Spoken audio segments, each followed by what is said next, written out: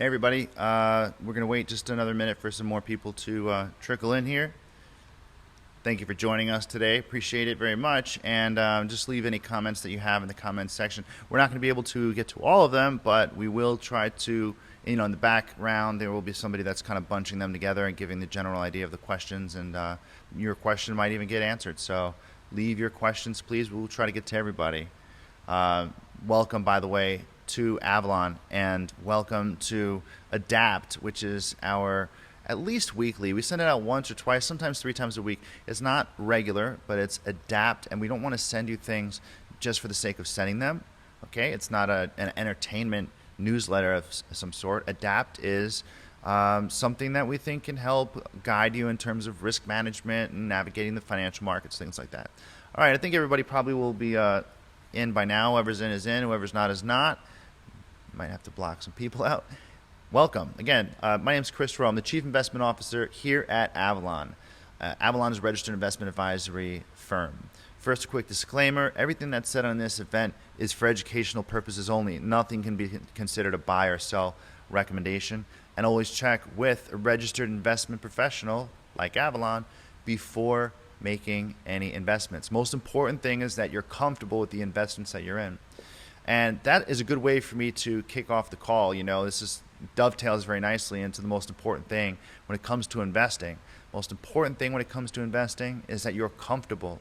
And the thing is that 99.99% of investors out there don't focus on what's most important. In fact, their biggest focus tends to be on what's least important, which is market timing their trades, buying low and selling high. And studies upon studies have proven that that's among the least important things when it comes to investing. That's the good news, because it's not easy for most people to do. In fact, it's downright difficult for just about everybody in the world.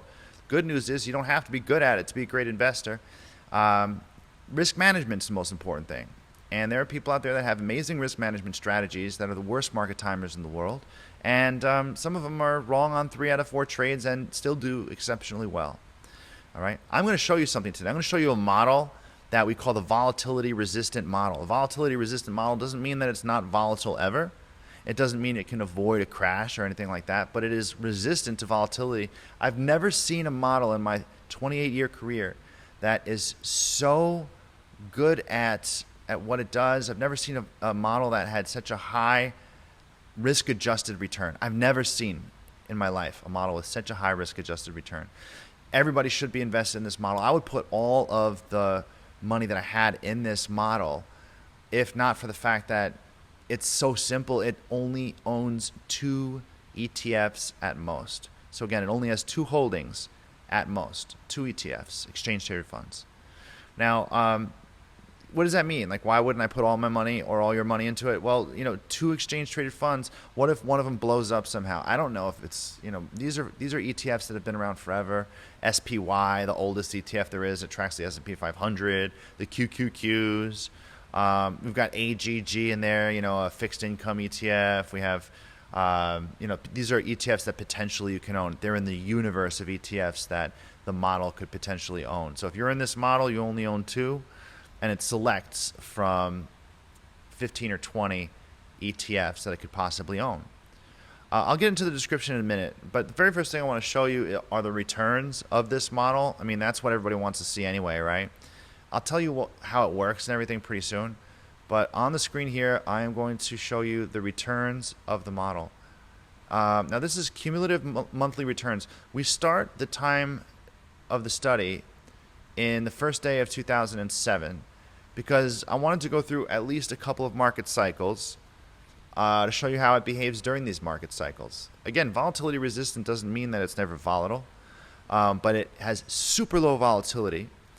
And one thing that I want to tell you before you look at this chart, if you have 2 fund managers or 2 money managers or 2 investment advisors, stockbrokers or whatever, if you got people managing your money, 2 of them, and they have a similar strategy, let's just say they both manage a portfolio of large cap stocks, so big companies, among the biggest in the world.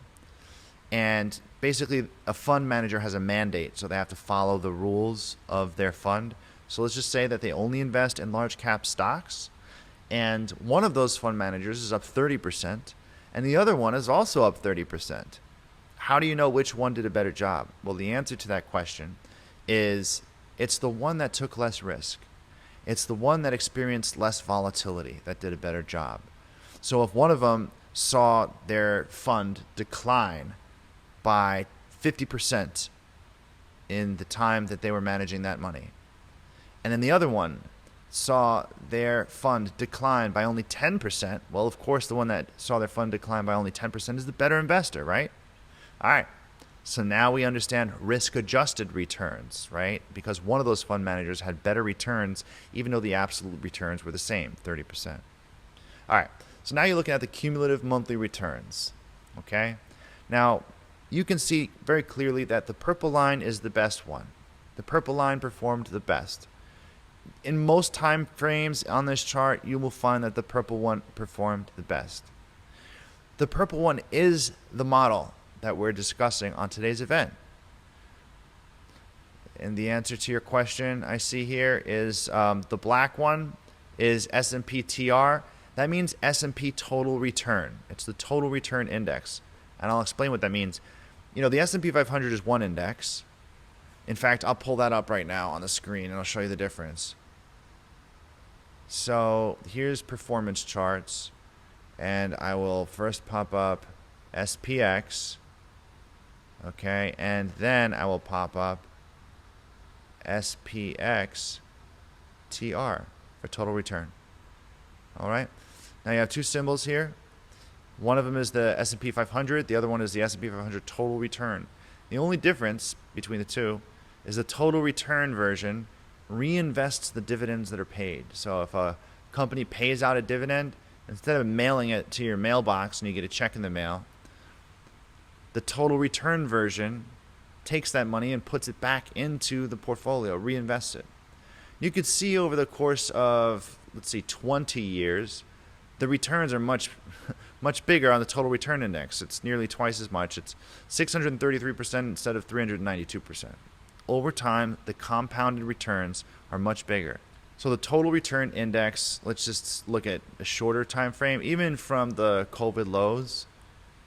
Okay, you can see over time, the S&P 500 returned 65%, but the total return returned 74%. Okay, and that's just over the last 3 years. I can't believe that COVID was 3 years ago. Anyway, so getting back to this model, okay, the black line is the S&P 500 total return index, meaning this is even better than the S&P 500. The gray line is actually what we should be comparing our model to. Our model's the purple line. The gray line is what we should be comparing it to if we're comparing apples to apples, as they say.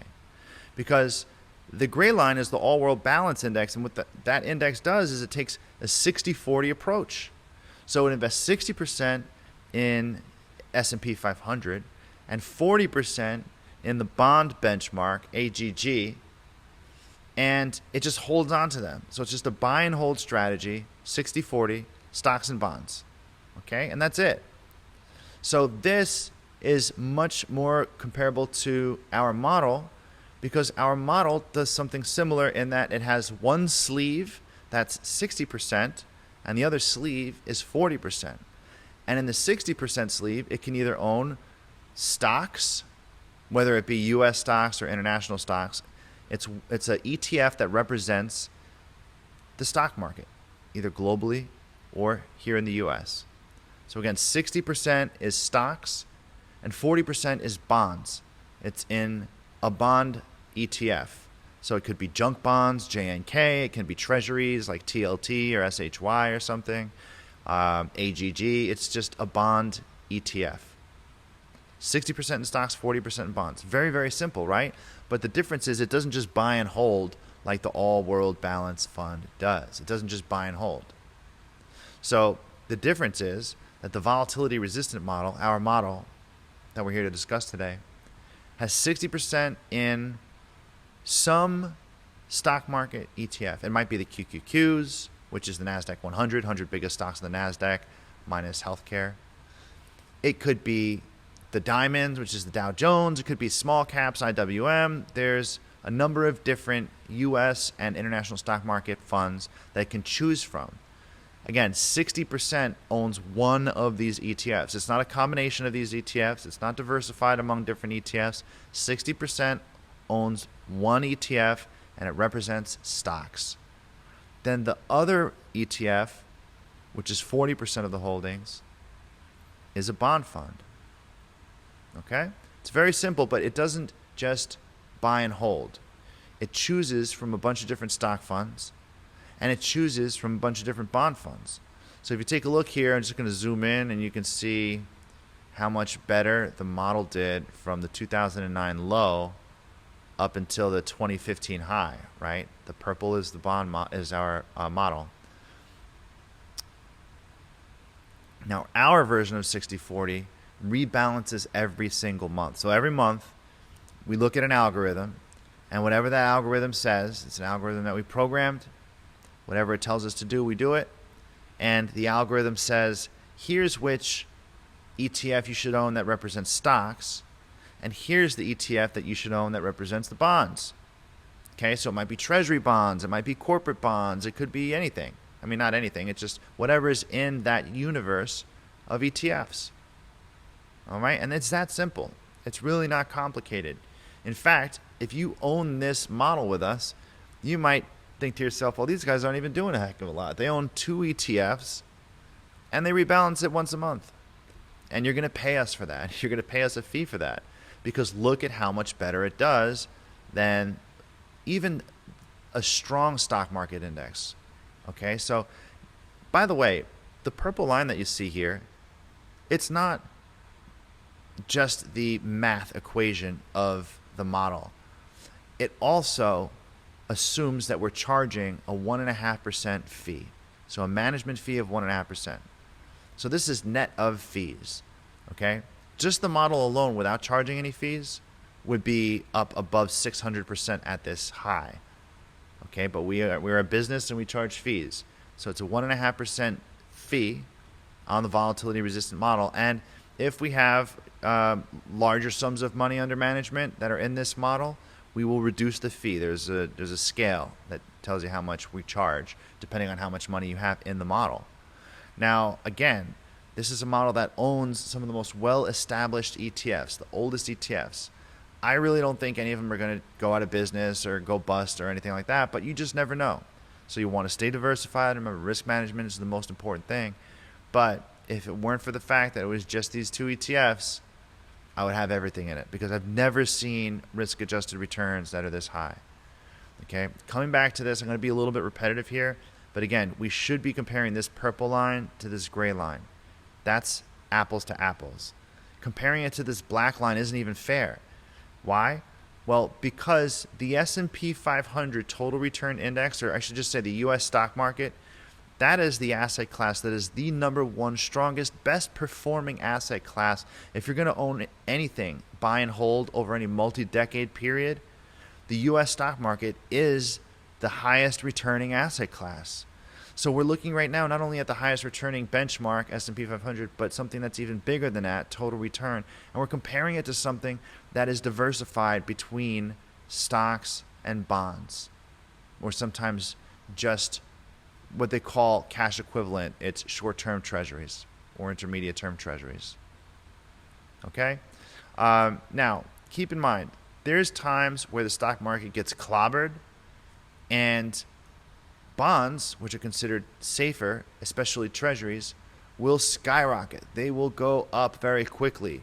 TLT is an exchange-traded fund that can move up very quickly. Let's take a look at TLT. I'm going to pop that up on your screen here, just as an example. TLT is one of the exchange-traded funds that I can own. I'm going to look at a 3-year chart of this, and you can see it's gone down from $170 all the way down to $90 per share. Let me extend this time frame to 20 years, or max available. And you can see this is something that's gone, look, in 2008, 2009, when the market crashed in 2008, this went from 92 up to 122 in the matter of just a few weeks. You can see here near the 2018 low, it went from 111 up to 179, gaining about 70% in just a couple of years.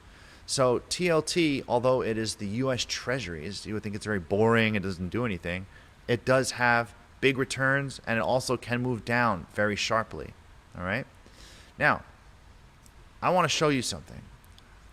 This is very easy to get your head around. I know that a lot of people out there don't understand these risk statistics, and that's fine. These are risk statistics that if you're a fund manager, you understand them. If you're a fund manager and you're looking at these risk statistics that this model has, you are salivating. Okay, so the total return annualized for this model, it's huge, okay, 10.95%. And that is after fees. That's after we charge our fees. That's amazing. You know, the S&P 500 only over any multi-decade period usually returns somewhere between 7, maybe 9%. And these couple of extra percentage points make a huge difference over time. Just look what happens when you reinvest your dividends. The winning months, 64% of the time. The average winning month is 2.51%. The average losing is 2.02. The Sharpe ratio is 1.3. Sortino ratio is 1.77. Standard deviation monthly is 3.08%. Not a lot. Downside deviation 1.7%. Really not a lot. All right. Now, if you don't understand those, don't worry, because I'm going to show you something that you definitely will understand. This is called drawdown. Now, if you don't know what drawdown is the amount by which a fund or a stock market index, let's just say, the amount by which it declines before it makes another high. So let's just say the U.S. stock market declines from this high down to this low. The amount by which it declined is called the drawdown. And I'm going to show you an example that we all know very well, which is 2008. 2008, the stock market declined 52% from its 07 high to its 09 low. So from this high to this low, it declined 52% before making a new high right over here in 2013. Okay, so the 52% is the drawdown.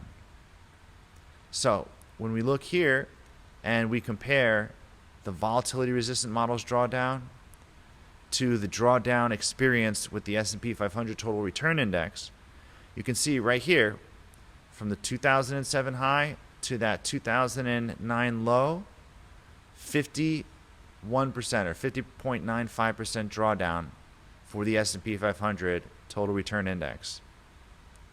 And it was even worse for the S&P 500. And keep in mind, if you own the S&P 500 and you're being charged fees, it's even worse. But the volatility-resistant model in that same time frame lost a maximum, at its worst time, 8.82%.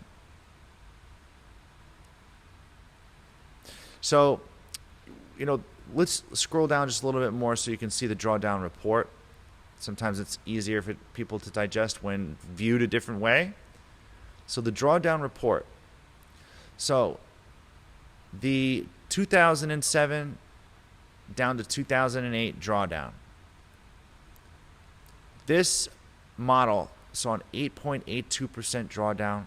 It lasted 9 months and took 5 months to recover. Now, can you exercise your memory here and remember what we said?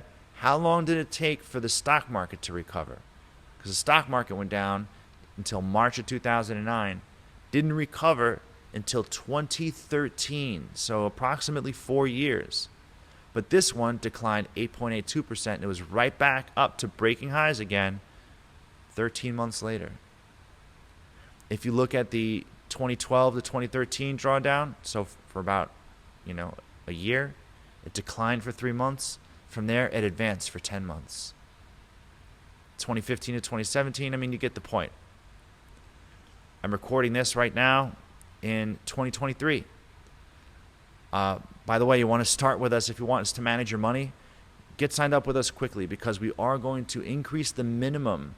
The minimum as I record this is $500,000 portfolio value if you want us to be your investment advisor. But we can be your money manager without being your investment advisor, and there's not a minimum. So if you ask your investment advisor to contact us, or if you get us on an email, you connect us, we will be able to manage your money for you, but you're going to be using your current investment advisor. And even if you have $100 million and you want to stick with your investment advisor, that's fine too. We can still manage your money. But there's two separate things going on at Avalon. Number one, we are investment advisors. So we are the person who you'll speak to once a quarter. You'll speak to one of our investment advisor reps, and they'll make sure that your portfolio still is comfortable for you. They'll make sure that your portfolio is still as volatile as you would like it to be, give or take. We can't control everything, but we can estimate. And that is the key job of the investment advisor rep. It's not to manage your money. It's not to make good stock picks. It's not to guide you and forecast and predict the future. The investment advisor representative's job is just to make sure that you're comfortable. And at Avalon Invest, we also are money managers. It's a big difference because most investment advisors are not also money managers. The vast majority of investment advisors are not money managers. Instead, what they'll do if you work with them is they will send your money to other people who are money managers.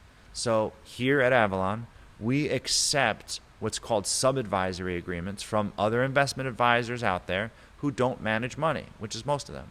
So if you're watching this and you're an investment advisor and you want to work with us, you have a sub-advisory agreement with us, no problem. And we would love to manage money for you, for your clients, and we'll look for a very small fee. All right, so we covered that, the difference between the investment advisor representative and the money manager. I am the chief investment officer at Avalon. I am the money manager. I'm the one who programs the algorithms, does the monthly rebalances. I manage the money. And I'll pop on some calls every now and then, and we'll have webinars and things like that. We'll get to know each other, but your investment advisor rep is the one to make sure that you are comfortable. All right, so this is the drawdown report. And just another quick refresher, the drawdown is the measure from the highest high to the lowest low, or from the peak to the trough, during a specific time period. And it's important to know that when you're in a model, you should know what the historical drawdowns have been. Okay? All right, so this, again, is a historical drawdown. And you could see that the biggest drawdown it ever experienced, our model that is, was here, down 18%. And, the stock market got clobbered in 2022. You could see it made its way down 23.86%. So again, I'll just highlight it. You'll be able to go to this page, by the way. It's AvalonInvest.com/VRM, Volatility-Resistant Model. And you can adjust these widgets if you want to zoom in to quickly see what the drawdown was in any time frame. I'm going to go over here. I'm going to show you the total return annualized. The annualized total return for this model is up here at 10.95%. All right. And the annual standard deviation is 10.66%. When you're looking at the annualized standard deviation of the S&P 500 total return index, it's 15.81%, much more volatile than our model. And the annualized return is significantly less, 9% versus 10.95%. Now, 2 percentage points in 1 year might not sound like a lot, but when you compound that, it's an outrageously bigger return, as we saw on that chart. Okay? So most people feel like they want to be diversified between stocks and bonds at least, right? So that's why you have some combination of stocks and bonds. And stocks and bonds, this didn't happen in 2022, but stocks and bonds most of the time have an inverse relationship. So if your stock portfolio is getting crushed, at least your bonds are going higher and taking some of the pain, easing some of the pain away from just owning stocks. There's a lot of people out there are very much in the stock market and they forget all about bonds. Bonds might sound boring, but they are a great way to make money. But if you buy and hold this all-world balanced index, you're not going to be doing nearly as well. You look at the distribution of monthly returns here, and if you look at the volatility-resistant model, you can see right in the middle there, from 0 to 1%, from 1 to 2%, from 2 to 3%. It's some pretty big bars. If you look at the S&P 500, you can see that those bars are not as big, okay? So the number of time periods, which are monthly time periods, that our model has that had those nice big gains are more, larger. There's more time periods that had those big gains for the S&P 500. So if you think about our portfolio, it's always diversified, right? It never owns more than 60% in stocks, and the stock market is the asset class that has the biggest returns. Considering that it only owns maximum 60% stocks, how the heck did this thing do better than the stock market? How the heck did it do better than stocks and bonds? Well, that's our secret. We have an algorithm that we guard with our lives. Our investment advisor representatives don't know the algorithm. I know the algorithm. And, if I get struck by lightning, somebody else is going to know the algorithm. And it's proprietary information that only we have here at Avalon. So the only way to get this model is if you work with Avalon. We have other models also. And the other models that we have, I think, are great. And, we are a relative strength investment firm. So what that means is it's kind of our superpower. So very much like anybody can take some sort of fighting style, maybe it's kickboxing, might be taekwondo or judo or kung fu, right? Boxing, whatever. Kickboxing, did I mention that? It gives you an edge. If you're a trainer, if you're a fighter and you train regularly, you're going to have an edge if you get into some sort of an altercation, right? So there's lots of different investment approaches that give you an edge. There's lots of investment approaches out there. We're not the only one that have an edge by using relative strength investing. There's other firms out there that have edges too, and they use different investment approaches. In fact, there's other firms out there that use relative strength investing like we do. The question is, are they better at it than we are? We think we're Bruce Lee, and relative strength is our kung fu. So that's our specialty. And when you work with Avalon, you have to know that we are a relative strength firm. So you're wearing the relative strength hat, the relative strength jersey. You are now a relative strength investor. That's our superpower. So you're not going to have a portfolio that behaves like the benchmarks do, which is usually a good thing. You can see here it's a good thing. Sometimes it's not a good thing. But if you are a relative strength investor, what you need to know is that at some point, relative strength is going to underperform the benchmarks. It's not going to do as well as the benchmarks. Sometimes the benchmarks, meaning like the S&P 500 for stocks, or there's a commodities benchmark, there's a bond benchmark, right? If you're a bond fund manager, you're comparing your returns to the bond benchmark. If you are a fund manager that only manages commodities, like Jim Rogers in the 70s, you are a commodities fund manager. You're therefore watching the commodities benchmark, and that's what you compare yourself to. So as relative strength investors, if you compare what we do to the regular benchmarks like the S&P 500 or the AGG, Barclays Bond Fund benchmark, you're going to see that we perform not only over time, we outperform those benchmarks, but you're going to see that we have a very different performance. So sometimes those benchmarks are going to be doing really well, and ours are not. Our models are not going to be doing well. Sometimes you'll see that your friends are up 19% that year and you're only up 6% that year, or maybe even down. So that's where the investment advisor representative comes in. Remember the difference between me, the chief investment officer who manages money, and the investment advisor representative who's going to be working with you and managing your account and your emotions probably. There's a difference. And also remember that investment advisory firms mostly don't manage money. They only have a bunch of investment advisor reps and liaisons and team leaders and things like that. So at Avalon, we are a more sophisticated firm. I'm a 30-year Wall Street veteran. I'm a money manager. I've founded a number of investment research firms that have been acquired. I have programmed many algorithms. I've built investment courses, probably 6 or 7 or 8 of them. I've worked with the smartest money managers in the world, the smartest teachers in the world. I've built brokerage firms. I've done about 65 IPOs that I was the lead underwriter or the syndicate manager on. I have extensive experience, and I'm generally not the person that manages money that you would find. I'm not the type of person that you would find managing money for individual investors. Somebody like me, you generally find managing big funds or institutional money and things like that. But I sort of developed this brand, and I'm the advocate for the individual investor. And I want to give individual investors access to the same kind of stuff that big institutions have, that make more money than individual investors do. But, in exchange for that, it's more than just signing up with us, okay? Because you're going to sign up with us, and we're going to charge you fees that any old investment advisor would charge you, all right? So you work with these investment advisors out there that don't even manage money. They're going to charge you more, actually, and a lot of hidden fees, too, in products that they bring you. And that's because they're sending your money to somebody else to be managed. So by the time, the fees get incorporated in your returns, it knocks down your returns sometimes. Depends on who you're working with, obviously. But, what I'm saying is, in order to work with a firm like ours, we're not asking for more money.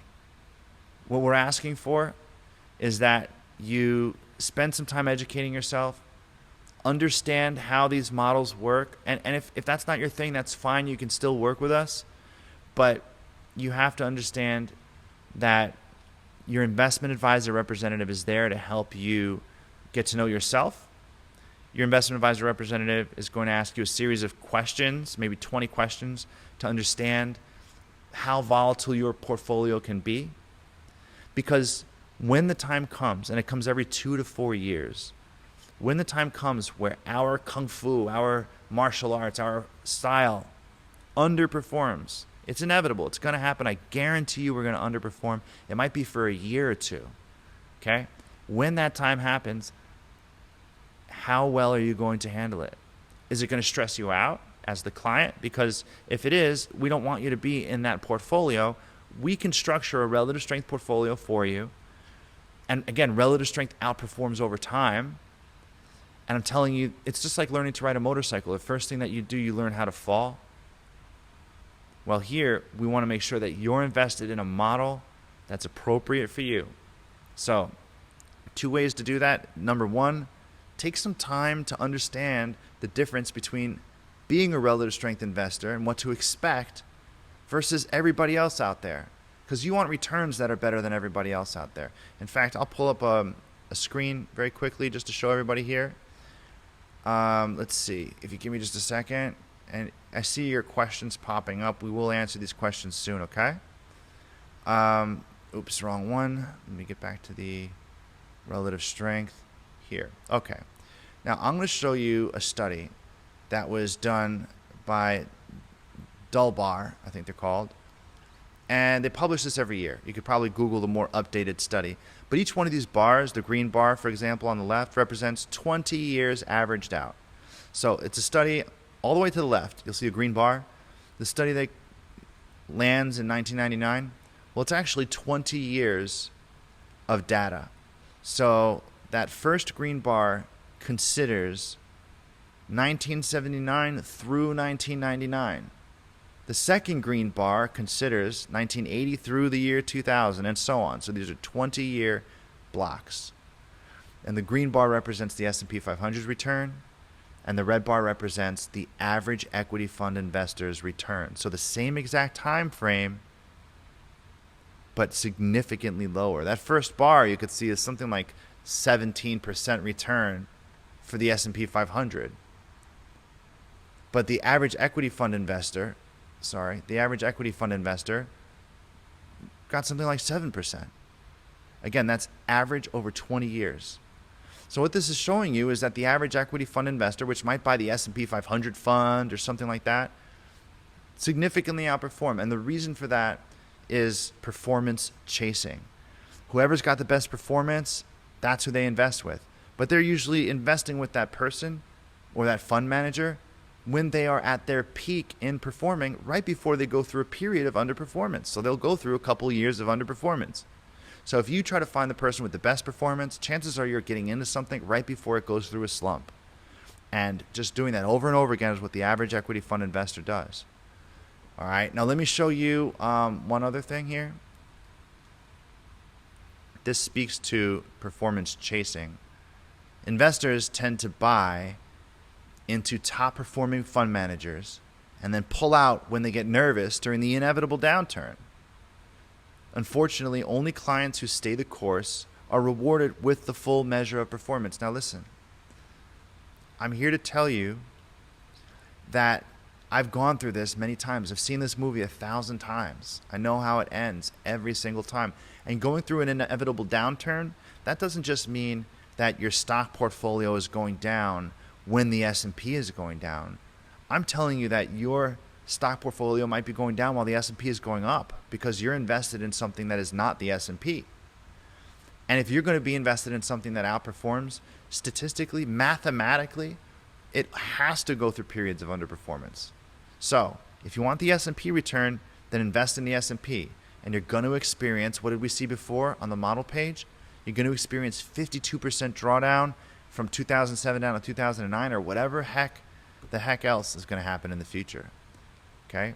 Cambridge Associates, again, consulting firm, they studied the top 25% best performing fund managers in the 1990s. So for 10 years, they studied the best 25% fund managers. So top performers, if you were to, let's just say legally, you had to buy and hold from 1990 all the way to the year 2000, or from January 1st, 1990 to December 31st of the year 2000. And you had to buy and hold. For some reason, you were not allowed to sell it. You had to stick with that fund manager for whatever reason. I don't know why, and it's hypothetical.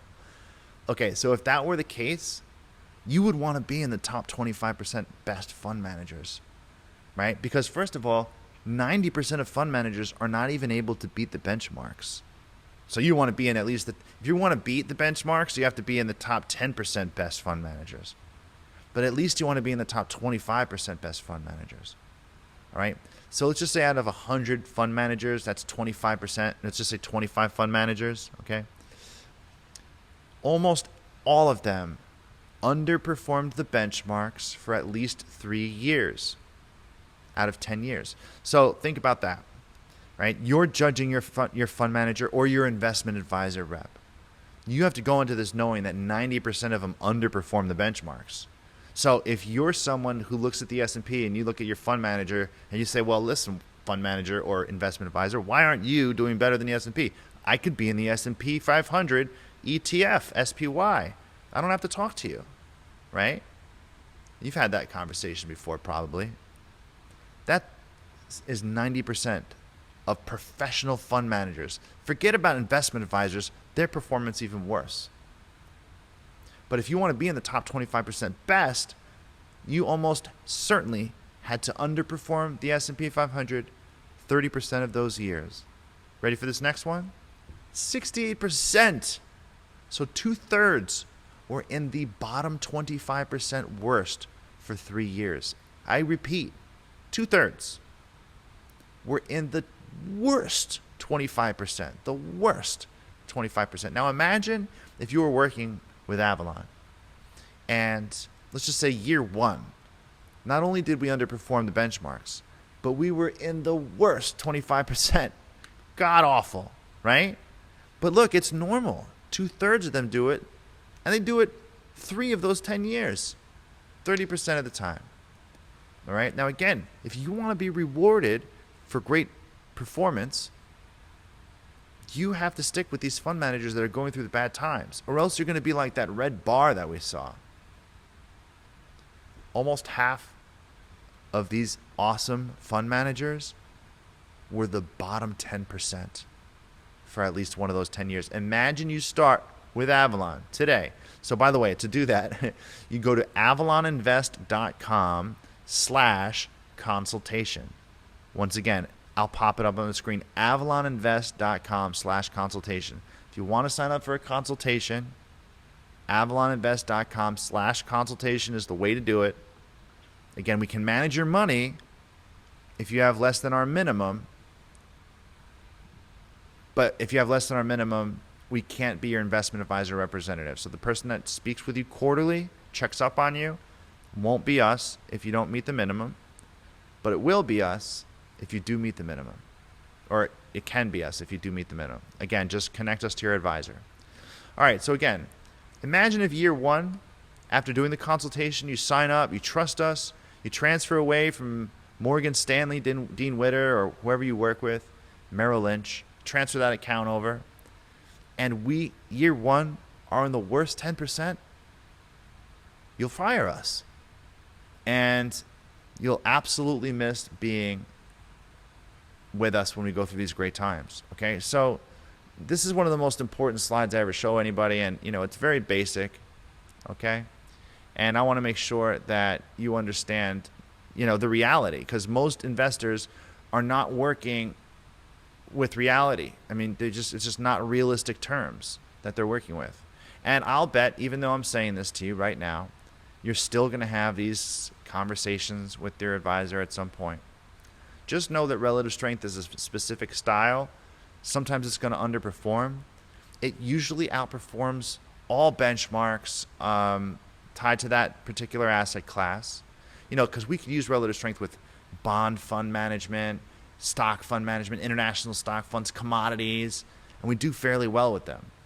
So if you want to access those kinds of returns, you have to invest with our style, and you don't want to jump ship when we are underperforming. You want to stick with us when we're underperforming. The main reason why is because once that relative strength starts outperforming again, it usually does so, typically does so to a large degree. So after it goes through a bad time, it usually jumps and does way, way, way better than the benchmarks. And you don't want to miss that. Okay? All right, so just going back to the description here one more time for review, and then I'll open up for some questions, okay? Now, when you work with us, one of the first things you'll get is a risk score. The risk score is a button you can do here. Now, you'll get a sample of it if you click this. So you'll just be asked maybe 3 or 5 questions. It's not a very effective risk score. It might be way off. But just to give you an idea, the way that it works is you click this, we ask you some questions, and it'll be a score between 0 and 100. And let's just say you are fairly conservative, you end up with a score of 42. We have a portfolio structure that we can bring you that is somewhere around a 42 also. So we can also plug your investment portfolio that you currently have with another advisor into our system, and we can find out what the risk score is of that investment portfolio. So imagine you answer these questions and you're a 42, right?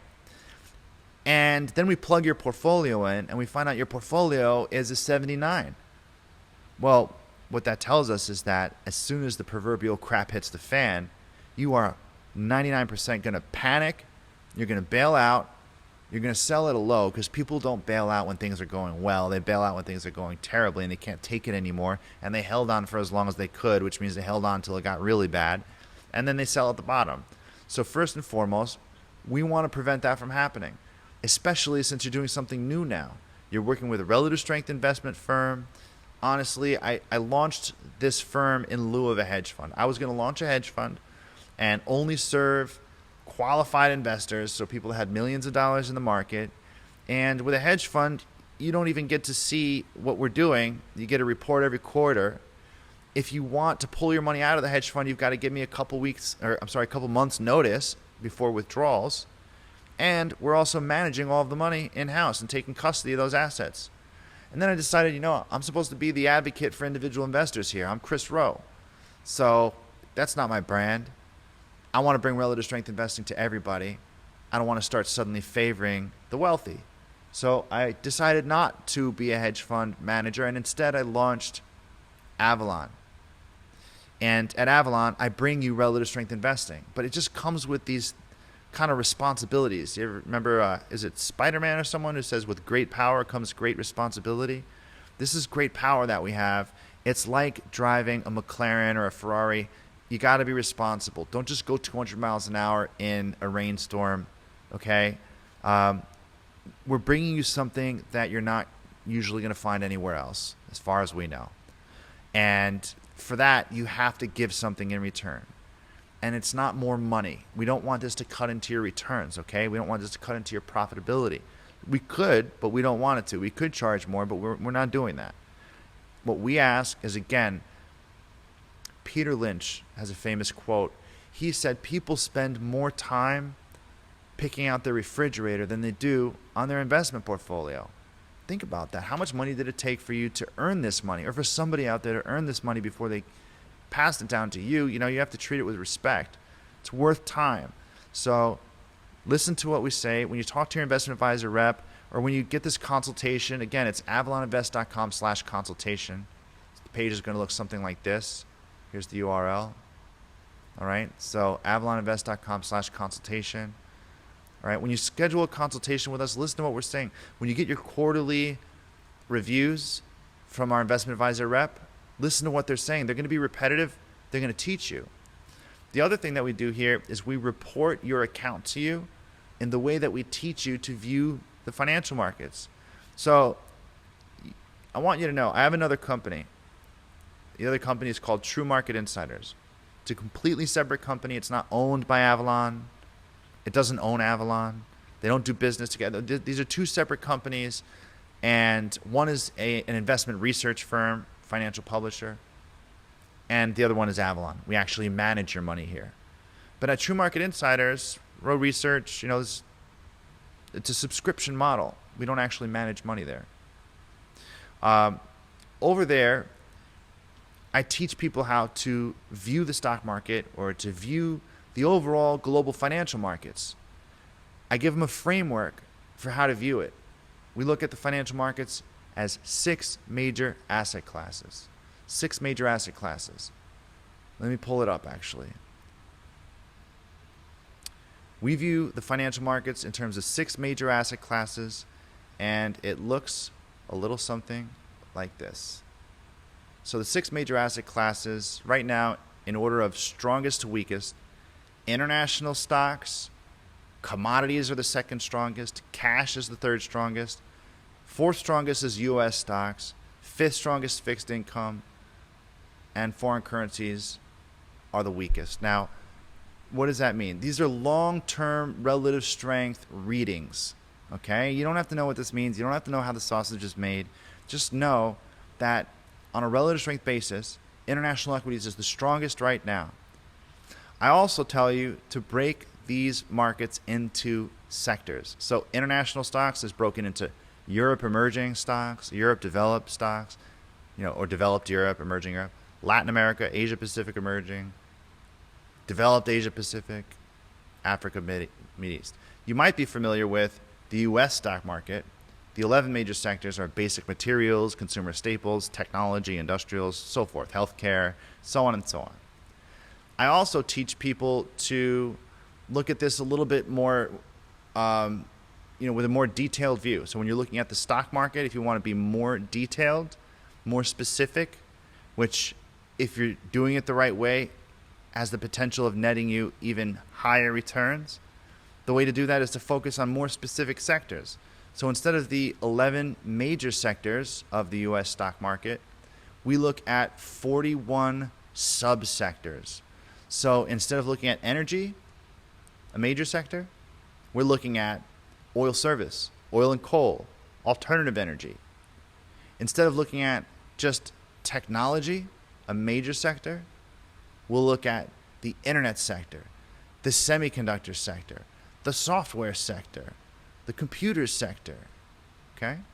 Anyway, when you work with Avalon, we give you an account reporting system, and we report your accounts to you using the same framework that I've taught you over at True Market Insiders. So we report it to you in terms of 6 major asset classes, and for the stock market, there's 11 major sectors and 41 subsectors, and that's how we report it to you, and that's how we show you how balanced you are.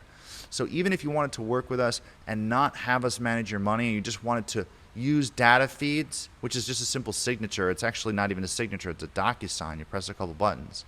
You can have your accounts plugged into our account reporting platform for a small fee, and we will report your accounts to you using that framework. And by signing up with Adapt, which I believe you've already done, we'll also tell you which asset classes, of which there are 6, and we'll tell you which sectors are the strongest. on a relative strength basis, just to keep you in the right areas of the financial market. So for free, you can use Adapt for an annual, very small fee. You can plug in all of your accounts from multiple different brokerage firms or advisors. So you could have a Merrill Lynch, a JP Morgan, you can have an E-Trade, you can all plug it in. We can manage some of it, we can manage none of it, whatever it is that you want to do. But the point is, the most important thing is risk management, and the most important thing is having the framework to see what's going on very clearly, to be confident, and to be able to have fluent conversations with your investment advisor. So we bring you all of these things at Avalon. We're relative strength investors. It gives us an edge. We report your account to you in this particular way using relative strength, and we talk to you about it so you understand what the heck is going on in your account. We also match your risk score up to your portfolio. So you have your stated risk score, which is the risk score that you get after asking you a series of questions. And we match your portfolio's volatility, and we construct it in such a way so that your risk score of your portfolio is similar to the one that you got when you were answering these questions. So if you think about that, you're going to have, let's just say we're managing your money. And by the way, we don't take custody of your assets. We keep your money at Schwab or TD Ameritrade or whatever. We keep your money at another custodian, a name that you know very well and everybody knows, too big to fail, right? Keep your money there, and we manage your money in that account. We don't have authorization to pull money out of your account or anything. We just have authorization to trade it and to charge fees as agreed upon contractually. So you sign an investment advisory contract with us. We manage your money. We don't take custody of the assets.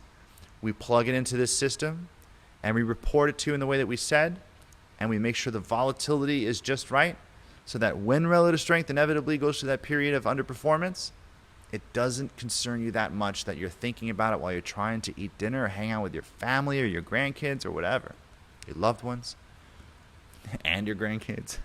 All right, that's enough of my ranting here. We cover your risk. We have an edge. We report it to you in a way you can understand. We educate you. And for all this, we don't charge more money. Instead, we ask that you brag about us to your friends, maybe send us some referrals. You give us the time frame that we need to make this work. We're managing your life savings, so we're not going to day trade your life savings. We're working on big signals, multi-year signals. That means we're going to need a few years to get to the point where you can even begin to judge us. You can't judge us after a year. That's not enough time. If you're going to judge us after a couple quarters, don't sign up. Don't waste your time with a consultation. Please don't waste our time with a consultation. We don't want to do business with you. No offense, but it's just not something that we do. If you ask me to, be a professional NBA player, just not what we do. Okay, we're long-term investors. We do really well with what we do. We do something that almost nobody else can do, and for that, we only ask you to follow the agreement. We're looking for people that, at least 3 to 5 years time frame, at least. We're looking for people that are willing to go through periods of underperformance with us and, understand that you're investing in an approach, relative strength investing. You're not investing in any one asset class or two or three. It's an approach. It's a set of rules that you're investing in. That's our value add, and we just ask that you try to learn it. If not, it's okay, but make sure that you give us the time, and that's it. All right, we're going to open up for some questions. I'm ranting at this point. All right, first question that I see here, and this is a specific question. It's not a question that's been kind of averaged out, is what's the minimum investment to be in the volatility-resistant model? Okay, so the minimum investment is not specific to models. The minimum investment amount, it's the whole portfolio value, right? If you want to work with us as the investment advisor, you have to have a minimum. But in order for us to manage your money, you don't have to have that minimum. Just have your investment advisor reach out to us, and there's no minimum. But in order for us to also be your investment advisor, which is what we recommend, because your investment advisor is going to have a hard time explaining to you what we do. It is currently $500,000 portfolio value. That includes your 401k. If we're managing it, we just want to manage it. We want to be able to charge the fee on it. Because think about all the money and all the time and effort and everything that we spend doing this. We're unlike anything else. We over-deliver way more than everybody else. We just have to make it so it's not a loss for us. And again, the quote unquote, I hate to say it like this, but smallest client, one of the smallest, recommended my biggest client. And that happens all the time. So we're happy to have your minimum investment, but if you're also going to come and kick the tires, I don't recommend joining us if it's going to be like, here's $500,000. I'm going to start with your minimum just to see how you do. Because if you want to see how we do, that means you want to see how quickly we return your calls, right? If you want to see, quote, how we do, it's how we handle the relationship. If you want to see how we do, it's how well we get along. It's, are we speaking clearly? Not how we manage the money, okay? Not the returns, not the risk-adjusted returns, okay? The risk-adjusted returns can be found in the models. You can look at the back tests. You can see how these perform over time. These are real models that were really invested in real life. We can show you our track record. We can show you the models. So you don't want to, quote unquote, test the waters by saying, I'm going to give you some money, and if you do well, then I'm going to give you more. I mean, I get it. Like, that's the way that people feel will entice the advisor to do well. But no matter how much money you give us, we're not going to perform any better or worse. So don't need to try to entice us with more business.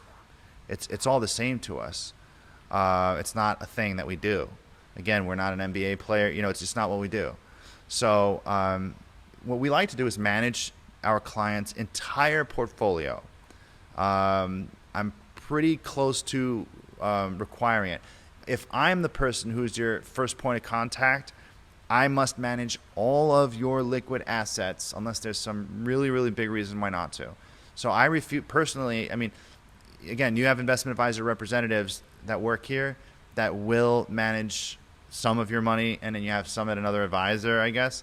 It's just not something that I do personally, but there are people that work here, and I will still be managing the models that you're in. I will still be managing your money for you.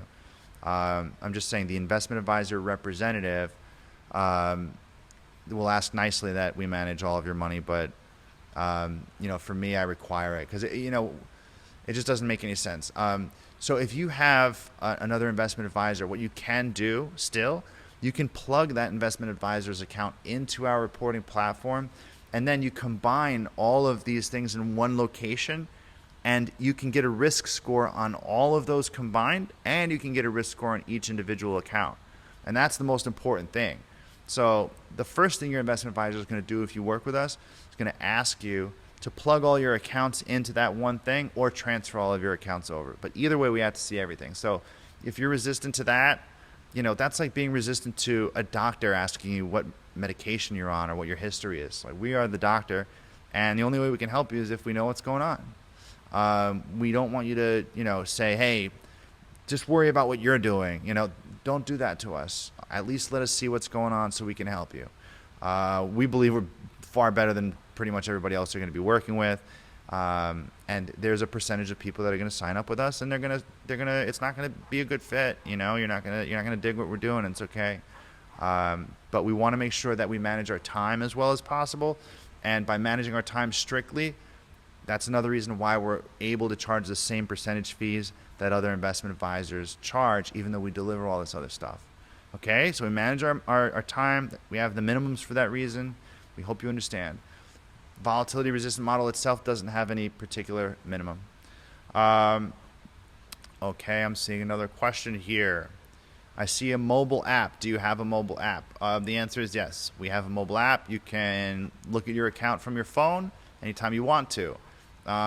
We do have models that are more aggressive. So, some people will look at their thing every single day, but most people that work with us check it every now and then. The goal of the investment advisor is to make it so that you really don't care what's going on in the financial markets. You're riding the train, you hear somebody whisper that the stock market just had a huge correction. You don't really care that much because you're diversified. We're fine. Again, you're not invested in any one asset class. You are invested in a set of rules. And they're exchange-traded funds, and these are funds that have been around for a very long time. So you might have a portfolio with like 12 funds, 12 ETFs, and these funds might have 100 or 200 positions in them.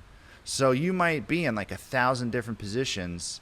It's very diversified, it's not really something you should worry about. So you should never worry again, about a big correction. If we're doing our job the right way, it's not bothering you that much. Okay. So yeah, but you do have a mobile app. Okay, so I've been an avid reader of Adapt, and I appreciate everything you guys do. Thank you very much. I appreciate you. Thank you for the trust. And if we're managing your money, thank you for the trust. Next question, please. Can we look again at the performance of the volatility-resistant model? Yes, we can. First, let me just click on how we invest. Let me just do that for a second. All right, so if you go here, you're going to be able to see our investment approach, our guiding principles, how we invest, all this stuff. There's a big description on how we work. You're going to look at sector rotation here. There's a number of different things that we can basically show you. One of the things I want to show you before I go back to that model. So here we have asset classes, okay? So the number one top asset class, the number two asset class, all 6 asset classes averaged out, and the bottom asset class. Now we rank these asset classes, right? Or we have a system that we use that ranks the asset classes. On the left side, vertically, you can see international equities is the strongest. Commodities is number 2. Okay, so then when you go back to this, if you only owned the one asset class that was ranked number 1 all the time, your portfolio would do what that purple line did, and that's before any fees. It doesn't count fees, taxes, expenses, anything. Okay? If you were in just the second asset class, you would do what the green line did. Okay? And the 6 diversified, you do what the blue line did. Okay, going back to the performance of the model, and then I'm going to wrap after that. Sorry I was not able to answer a heck of a lot of questions, but I do have to hop here, and I will do another one of these very soon. Okay, let's get to the performance.